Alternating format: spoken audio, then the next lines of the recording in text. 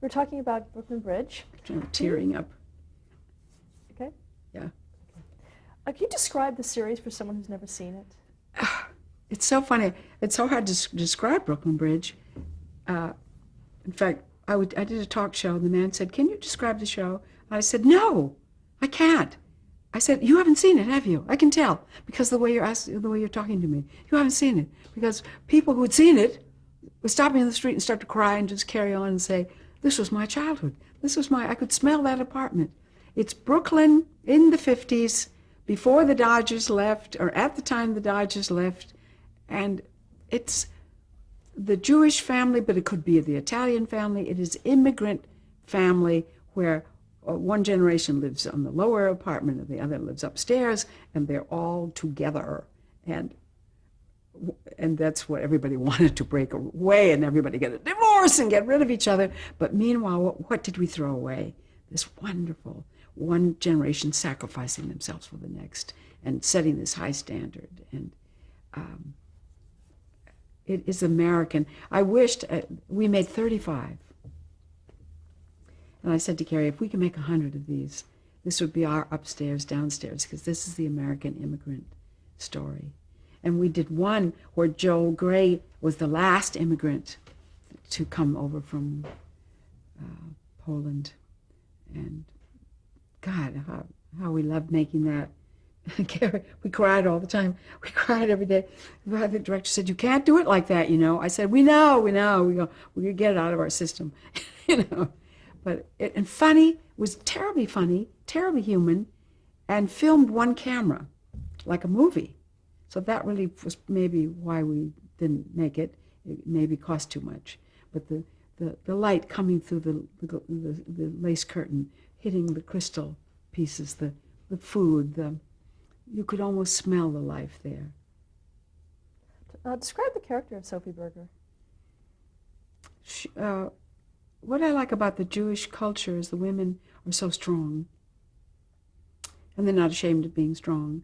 And the men are mensch, a sweetheart. He's a sweetheart. Because culturally, if the men stood up, they got slammed down. They're a little bit like the Irish.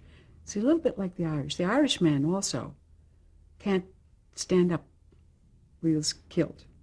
So the Irish women could fight for their men and fight for their family. And so is the Jewish woman that way. And so she could say it like it is and tell everybody what to do and just be tough about what she wanted. So it's a treat to have all my own toughness come out, the secret part of me. Talk a little bit about Gary David Goldberg and working with him. This was Gary David Goldberg's own story. This is him and his brother. So he could create his childhood, and he obviously hit a chord with everybody who came from that area, or even many immigrant families from different cultures. And because he was writing it truly out of his soul, it was not writing for a demographic. And it's a shame when something can't succeed, when it's art. And I thought all the casting, every character in it. We had a wonderful casting woman, I can't think of her name, but they got people from New York, and they got the best people they could get. Louise Zorich and Peter Friedman and Amy Aquino. And I just give a lot of credit to Sam Weissman as the director, too. Do you have a favorite moment from the show?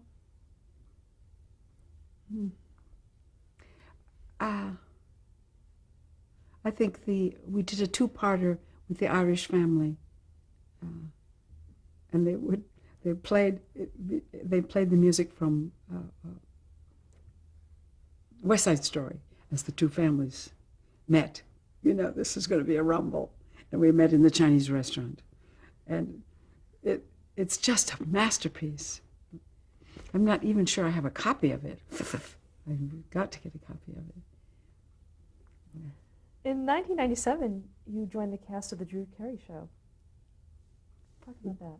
Well, they said, we would like you. Well, Drew Carey said if he could have anybody to play his mother, he would like to have me.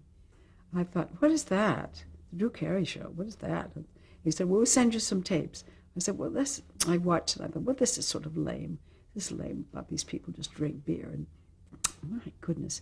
So I thought, well, fine. And then I met his mother, and his mother was very nice. She was visiting from Cincinnati, and she's a very nice woman, just like me. I thought I can be his mother. And I'm just mad about him, and I'm mad about all those people. And it is the strangest show in the world, And we've just had the best time. I love Kathy Kinney. She's my pal. And Diedrich Bader and Ryan Stiles and Drew. He's most complicated. He's so effective. And you watch him and you think, what is this? What is this acting? What is this? He's just amazing. And he's become such a big star. I love being on the show. Talk about your character. Well, she's just the nicest woman in the world. Just so nice. And then they have the other son, too, Stephen, who was a cross-dresser for a while. Where did I go wrong? I did such a good job with Richie. She's just a very nice woman. But Stanley Anderson plays the father. And we live in Florida in a trailer. We're sort of trailer trash. And I love that. It's like, whatever, I have no input at all, children. So whatever they write, But I just am proud to be with them. Any favorite moments from the show? Gosh, I don't know. Well, we did one where Shirley Jones plays his girlfriend. Now, I'm thinking, I'm hurt. I'm going to have to be the mother. And she gets to be the girlfriend. I was truly hurt. Oh. Any other favorite moments? We had this old man, and it was, I'm trying to think if this is the one, it was the Christmas show. It was a Christmas show. And he was old Uncle so-and-so, and he died. And he said, I want to make a little speech at the table. He was going to make a little speech. He said, excepting an hour ago, I just took this Viagra pill, and I'm having these stirrings, so I don't think I can make this speech. I love that. They write the strangest things. And how is say, the mother, Beulah Carey, that you play, how is she different from the other mothers that you've played throughout your career? She's probably not very much different. She's probably not different at all, really. I just try to keep up with those guys, and fit in. Cleveland rocks, that's all I know. I think the best thing is she should be not too aware of really what is going on. And Mrs. C was probably the same way. She just does her thing and doesn't notice too much, because then she doesn't have to make a judgment about it, so that she has no judgment other than wanting to see that if Drew could get married, that would be a good idea. In 1998, you appeared in Touched by an Angel, and you garnered an Emmy nomination for that. Yes, I've done several Touched by an Angels, and I love that show. I love Martha Williamson. I think she's done such an extraordinary thing to be talking about God and things like this, have this hit show, these wonderful stories. Yeah, I played a woman who'd been a flyer and was beginning to get probably Alzheimer's, probably. And the point of that story was that the daughter who relied on her mother so, the daughter who was Veronica Hamill, had to accept the fact that her mother was not going to be the thing that she could lean on. So it's wonderful to play these parts. In 1998, you played Grandma Bernice Foreman on that 70s show. Yes. I love these sitcoms. First of all, you got to be able to handle 3-camera show. So, and this grandma, she was so another rude one. I loved being rude, and she smoked all the time, and low smoke. And the mother was trying to quit smoking. So there I am smoking at her all the time. And what they did was they rigged up an air tube down my arm to some machine so that when I drew on the cigarette, I could smoke down the whole cigarette in one big draw. And the whole thing would just burn down like this. And not only that, she was such a hateful person. She also had irritable bowel disease, too. So she had all these things wrong with her. And I loved being her. She was so rude and awful. And then one of the shows said, the boy says, Topher says, Grandma, you're such a bad person. He said, if you just could be nice for 1 hour, it wouldn't kill you. Over I go. My head hits the dashboard. I die right there. Then I'm up in heaven. And I'm walking around. I got a little white. Everything I had on before is now white. I'm walking around with St. Peter in the clouds. I'm saying, well, it's nice. It's nice here, but a lot of clouds. I can't see anything. And I said, it's nice, though. It's not Vegas, but it's nice. But I thought, oh, you can't kill off this woman. She's too swell. Well, you came back, didn't you? I did come back for Don't You Remember When, and they like to put tape on my neck, and I looked so much younger, and I had this sort of wig, and I kind of looked like Ida Lupino, and I smoked, and I was swell but rude. And you're currently on the Gilmore Girls. Yes, and once again I'm rude and wealthy. I play Lorelai's grandmother. So I'm Lorelai 1. So Lauren Graham is Lorelai 2. And I'm Ed Herman's mother. I'm very wealthy. I love that. And very rude and very snotty. And so it's just so fun to play these parts. And as somebody said, you don't care what you look like at all, because I'm getting older, but they draw a lot of more lines on my face. And wear my gray wig from Brooklyn Bridge, and they fix it up, and it's just fun. And that's an interesting show because everybody talks so fast. All the dialogue is mile a minute, and you have to have it absolutely letter perfect. And of course they don't give you the script until 2 nights before or something, because they're writing it. But I'm intrigued with that show. I'm intrigued with it, what they're trying to do. Let's talk a little bit about the craft of acting for television. You just mentioned about getting a script and having to learn your lines. How do you learn your lines? What's your process? If it's a 3-camera show, you know they're going to change the lines because they're watching it and tweaking it and changing. But you have to learn them because you have to show them what's on this piece of paper. So does it work? Does it not work? So you've got to, you can carry that script for maybe a couple of days, but as fast as possible, you want to be able to deliver this with timing because they can't tell what they've got otherwise.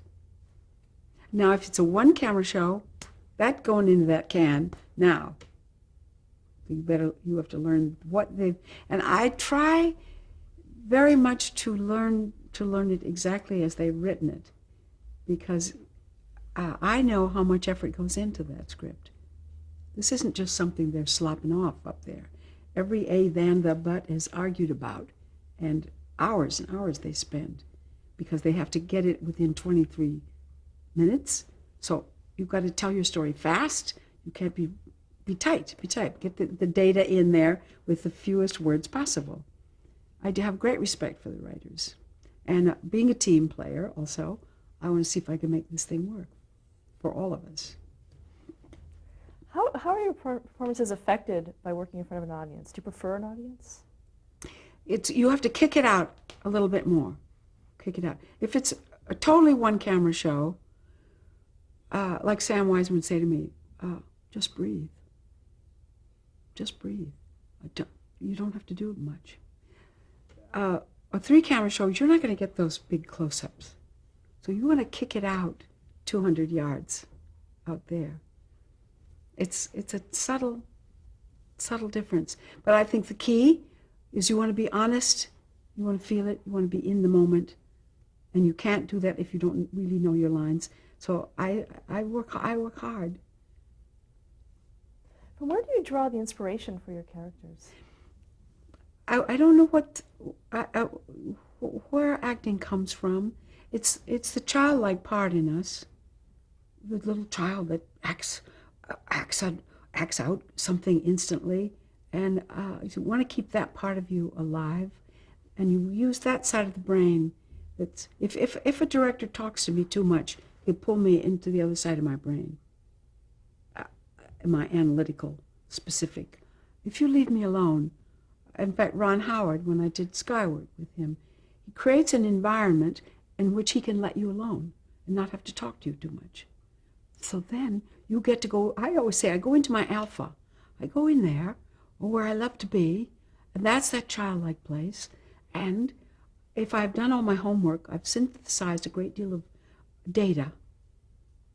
Unconsciously, I have a reason for everything.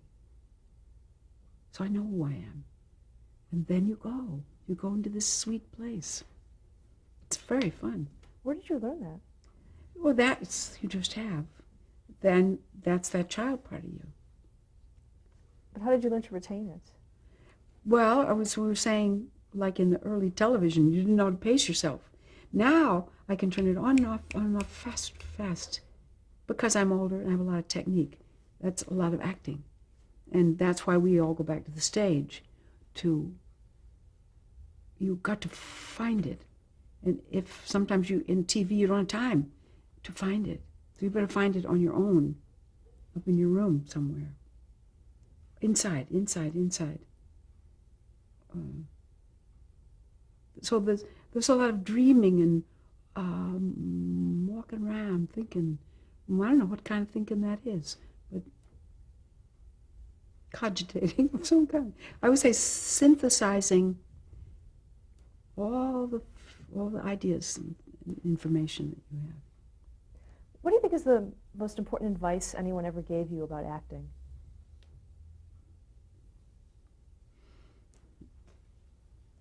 I would think preparing. I would think being prepared, knowing what you're about. So it's like, I'm thinking about it all the time. That. In fact, my children say, Mother, you stare at people all the time. Oh, do I? I'm sorry. I'm studying you. I'm going to be you someday. Be interested. Care about things. Care about people. So, what are you? What makes you like you are? Because maybe I could be you. That's kind of what I do. How important is it for an actor to have an agent? Oh, this is a business. This is a show business. This isn't just about acting. The other part of your whole life is, how do you merchandise yourself? How do you get these parts? How do you get in this game? It's a big, big game, business. And your agent is important, your press agent is important, your lawyer is important, you have to invest in yourself. You make some money at all to then go back into this business here, this little office. What do you look like? How do you take care of your body? How do you take care of your teeth? You know, you got to be, this is all you got. And I think about the business of it a lot. How important is it for you to continue working? I guess if I'm not working, I'm always working on something. I've been doing this whole one-woman show on Edna St. Vincent Millay, which gives me something to think about all the time, all the poems, all the letters, memorizing them. And we do a lot of appearances, so we're always kind of before the public in some way. I say yes to almost everything. You want to do? Okay. Yeah, okay. I guess I better do that, because an actor can go on until we drop dead. And when you think about it, John Gielgud acting when he's 93, you know, I guess so. That's not a bad way. Richard Harris just died with his boots on, you know. We're very fortunate in that as we get older, there's other roles for us. But keep in the game. Have you ever felt any ageism in Hollywood? It's funny, when I was about 58, I got asked to do Arsenic and Old Lace with Gene Stapleton, go on Broadway. I thought, well, why would they ask me to do that? because I'm much too young. You have no concept of your age anyway. So by doing that, I've played this old lady with a little gray wig, and I'm this little old lady. Then by doing Brooklyn Bridge, when I didn't feel I was that old either, it didn't hurt me because I wasn't that old. I could whip that off and drop it when I want to. Now, even with doing the Gilmore Girls, playing this old lady who must be in her 80s, should have to be in her 80s, you should start playing old people early, so it doesn't hurt you. And if you were a great beauty, it must be devastating to see yourself changing. But if you're an actor who doesn't mind, and I've played all kinds of bag ladies, like I did a wonderful bag lady on Touch by an Angel. People say, you don't care what you look like. I said, not particularly, no. I like acting it. I don't particularly even watch stuff I do. Maybe once. But I like going into my alpha and going to that place. To what do you attribute the longevity of your career? I think if you have a long career, it's because you've had to make money. You know, if you do not marry a wealthy man, and be all set up, you wouldn't need to work anymore. You should have some bad turns in your life occasionally, so that, like, you need to make some money. So you have to go back into that game and earn a living. Because I see many young girls that were like under contract with me at Paramount. If they married a big executive and lived happily ever after, they don't have to anymore. And half of this is having to, financially having to. You're considered one of America's favorite television moms. How has it affected you, or has it? I love being one of television's favorite moms. People say, do you mind when they say, oh, Mrs. C? I said, no. How lucky I am. How nice, because everybody's so nice to me. In fact, I was going to keep a list of how many times a day somebody says to me, oh, I love you. Just that. How nice to have that said to you. Anywhere I go. And if I really need something, what did I need the other day? Something. And I said, on the phone, do you ever watch Happy Days? I'm Mrs. C. Oh, really? Oh, I think I was ordering something. Oh, now I have their full attention. Oh, I love you, they say. So then now we can do some business, and I can get what I want. How has fame in general affected your life? It's fame. It would be a different thing if you were like a big sex symbol and people were mobbing you and bothering you. I don't have that problem. I just have all the benefit of having people just say, they'll stop me on the street and say, you look great, like mom, we can take you anywhere. We're proud of you. They sort of own you, but it's a very intimate, generous kind of way. And what can I do for you? How can I do something nice for you? They don't diminish me at all. Don't take anything from me. What has been the highlight of your career up to this point? I really, even though Happy Days is really made, you need a label. They'll say, Mrs. C from Happy Days, no matter what. There's a little hook. We need a little hook in life. But I'm most proud of Brooklyn Bridge because it was so different from me. And I was just extremely proud of it. And then my Noel Coward story. I think even young people now can't even know who Noel Coward is. Forgive me, yes. But and I look forward to just continuing as long as I can remember. Any regrets in your career? No, I don't have. When I was younger, I used to think, oh, well, you could quit this and go. And if I'd been braver, I didn't feel brave. And yet I'm brave enough to have stuck it out.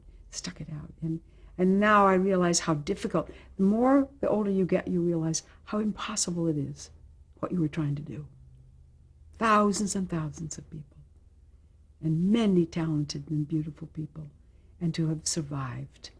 You cannot feel bad about it if you have survived. What advice would you give to an aspiring actor? I like to tell actors to look at it as a business and then to be very careful with your personal life. Because I was saying, I read this book called The Conquest of Happiness by Bertrand Russell. And he said, life is like this. Boop, boop. Mostly it's, well, something more happens here. What are you going to do? What are you going to do here? How are you going to live every day? You're going to go crazy? You're going to take drugs? You're going to screw up everything? You have to learn how to live. Live through those dull parts when nothing's happening. So that then you're ready when this one happens. Make the most of it. Isn't that good advice? That's lovely, yes. Ooh.